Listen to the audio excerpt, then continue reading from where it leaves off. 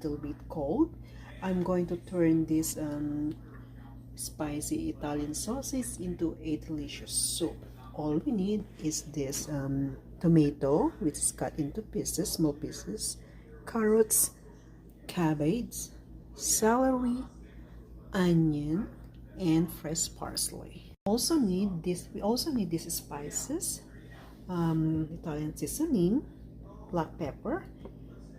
We also need chicken broth and a little salt. We need a little bit oil. Sausage first. Add the garlic and onion, Italian seasoning, the carrots and celery, and then the chicken broth.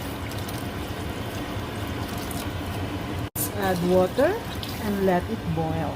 Add the cabbage and then add our parsley. So let's enjoy our soup.